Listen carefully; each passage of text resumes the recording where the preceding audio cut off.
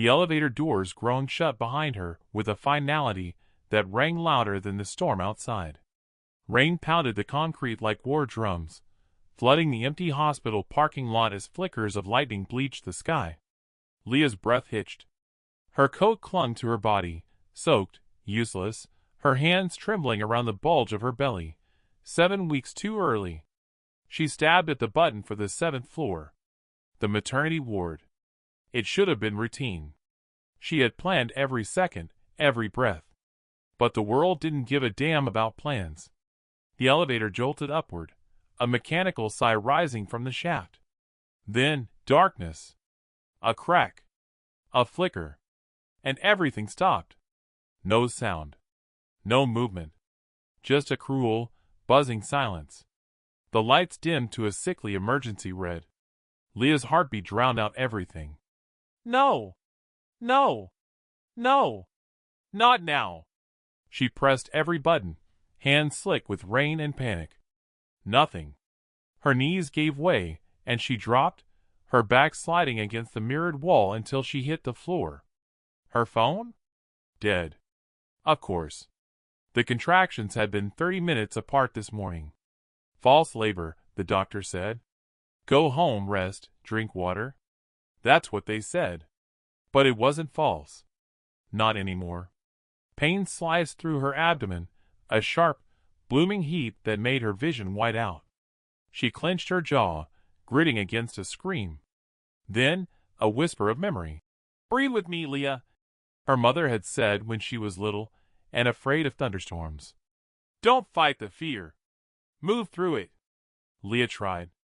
She inhaled slowly, shakily, felt her chest hitch with a sob. She was alone. No doctor. No nurse. No one. Just the echo of her ragged breath, the smell of steel and wet wool, and the unblinking eye of a corner security camera that she didn't even know was there. Her water broke 5 minutes later. It spilled beneath her like warm confession. There was no more time. She screamed. This time she didn't stop herself. It came from someplace primal, someplace ancient. A sound not of fear, but of defiance. She ripped off her coat, tore at her leggings, sweat matting her hair to her face. The elevator became a cave, a cradle, a battlefield. She reached between her legs and felt it, life. Pushing, stretching, fighting to arrive. "You're not alone," she whispered. "You hear me? I'm with you." She bore down. Lightning cracked again. Then, her scream doubled. A silence followed. And then, a sound no one expected. A cry. Thin. Fragile. Beautiful. Leah collapsed backward, her body quaking, her hands clutching the slippery, wailing weight of her daughter. Her daughter. Blood. Sweat. The cord still pulsing. She had no tools, just instinct. She used the lace from her boot to tie the cord. Tightly. She remembered something from a birthing class, or maybe a documentary, or maybe just the voice of the women who came before her echoing through her bones. The baby cried? That was good. That was everything. Leah laughed, but it cracked and twisted into sobs. Then she began to sing. Quietly. A lullaby her grandmother used to hum, words she didn't even know she remembered. The elevator was red with emergency light and blood and warmth and grief, and something so raw it couldn't be named. The doors stayed closed. It felt like forever. But eventually they opened. The nurse who found her dropped to her knees. The footage was reviewed hours later, silently, in a dim security room with a single monitor and a tech who hadn't slept in 2 days. He had expected, well, he wasn't sure what he expected. But not this. Not the way she moved, not frantic, but focused. Not the way she held her pain, not hidden, but transformed. The baby sliding into her hands. Her face when she saw her. Awe. Horror. Devotion. The way she whispered, "You're mine. You're safe. I've got you." Over and over, like prayer. People started gathering behind him, one by one. Nurses. Doctors. Janitors. No one spoke. The room filled with something electric. When Leah's lullaby reached the grainy camera microphone, some of them cried. Others just stared. One nurse turned away, muttering, "My God!" But it wasn't that. Not God. Not a miracle. It was something older. Messier. More human. And in the silence, the tech realized she didn't even look up once. Not at the camera. Not at the lights. As if she knew no one was coming. As if the only person who could save her was already there, inside her own skin. They gave her a private room after that. No questions. The baby was named Leah, after a moon. A quiet nurse brought her flowers every day, never explaining why. But what they didn't know, what the footage couldn't show, was that Leah hadn't always been like that. She hadn't always been brave. The courage was born with the child. Or maybe before. In the leaving. In the storm. In the silence. Because there was another part of the story no one asked about. The name that was never spoken. The reason she was alone that night. And when the man with trembling hands and a bandage on his jaw came to the hospital 2 days later, asking if Leah Evans had been admitted, the woman at the front desk didn't meet his eyes. "You should go," she said. And when he asked why, her answer was a whisper. "Because if you see her now, you won't recognize her." In the room, Leah held Leah close. Her eyes didn't leave the window. The storm had passed.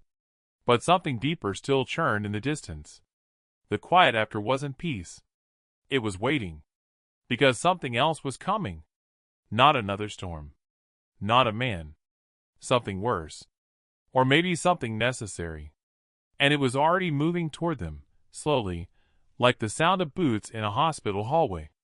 The boots stopped outside her door. A hesitation, a breath held too long. Leah's shoulders tensed beneath the thin hospital gown, the curve of Leah's body warm against her chest. Her tiny hand curled into the fabric like it was the only world she trusted. Leah didn't move. Didn't blink. She could feel the weight of the presence beyond the door. Not just someone knocking, but someone deciding. The kind of pause that comes before a decision you can't unmake. And then, just as suddenly, retreating footsteps. The man didn't come in. Leah exhaled slowly through her nose. She had known he would find her eventually. Grief always did. But not yet. She wasn't ready, not to see his eyes, not to hear his voice, not to feel whatever strange mix of apology and pleading he carried like a second skin. The nurse with the flowers, Esther, entered minutes later with a smile that didn't quite reach her eyes. "You didn't sleep," she said gently, setting down the daisies. "There was someone outside," Leah murmured. "I know." Esther hesitated, then added, "He left." Leah said nothing. Leah stirred. Her breath caught, then softened. Like she could sense it too, that the story wasn't done with him yet. Esther checked the monitors, fussed with the 4-line, the silent, habitual rituals of someone who's learned to hide their sadness in movement. Then, as if pulled by some unspoken bond, she Saturday. "You don't have to tell me anything," she said. "But if you ever want to, I'm here." Leah looked at her. Really looked. Esther was maybe 50. Hands calloused. Eyes soft, but sharp. The kind of woman who had buried someone and never said their name again. Leah said, "He was supposed to be gone. The father? The shadow of him." Her voice broke without sound. "He was kind. For a while. Then it was like something cracked. Little things. Slamming drawers. Long silences. Hands that started as comfort, and then," she blinked, "then they didn't stop." Esther didn't flinch. She nodded, a long, slow, painful thing. "So I ran. Took only what fit in a backpack. Slept in the car outside a gas station for 2 nights. Then I came here. I wasn't due yet. I thought I had time." Her laugh was brittle. "Leah had other plans." Silence folded over the room like snowfall. Then Esther, her voice low and steady. Do you want us to keep him away? Leah didn't answer right away. Her fingers moved slowly over the soft down of Alara's head. What if he's sorry? And I don't know if that makes it worse or better. Outside the window, the sky was the color of old paper, cloudless but dim, like the world was holding back its light. At the nurse's station, someone whispered. A printer spat out a sheet, and Esther frowned when she returned 20 minutes later, holding it tightly, the paper curling in her hand like it too wanted to be anywhere else. There's something you should know, she said. Leah sat up straighter. They reviewed more of the footage. From before you arrived. The parking lot cams. You were followed. Leah's blood ran cold. Her mouth opened but no words came. We can't see his face. Not clearly. But the way he stood, watched. He didn't come inside. Just stood there. In the rain. For nearly 40 minutes. And then, he vanished. That doesn't make sense, Leah whispered. I checked. I made sure. He never came in. Not until this morning. But he was here. Yes. Esther's voice was taut. Like he was waiting. Not for you. For something. A sharp knock at the door made both women start. It opened without waiting. A man in a rumpled charcoal suit stepped inside, his badge clipped crookedly to his belt. Detective Monroe. He looked like he hadn't slept in days, and didn't care. Sorry to intrude, he said, eyes flicking from Leah to Alara to Esther. I have a few questions about the night of the birth. Leah didn't speak. Her body coiled around her daughter, instinct flaring. We're reviewing all footage, he went on, his tone careful. Security's flagged something unusual. Not just from your elevator. From the entire floor. What kind of unusual? Esther asked. Monroe hesitated. At 2:08 a.m., every single camera on the 7th floor went dark. Simultaneously. Except one. The elevator feed. That kept running. We don't know why. A glitch?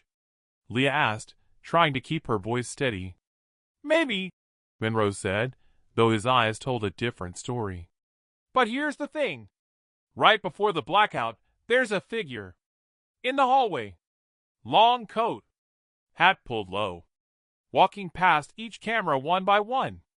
And the cameras went dark right as he passed them. Almost like they were following him.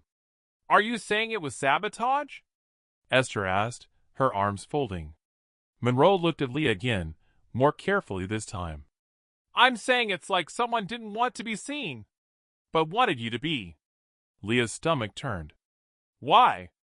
That's what I'm trying to figure out. You said you came here to be safe.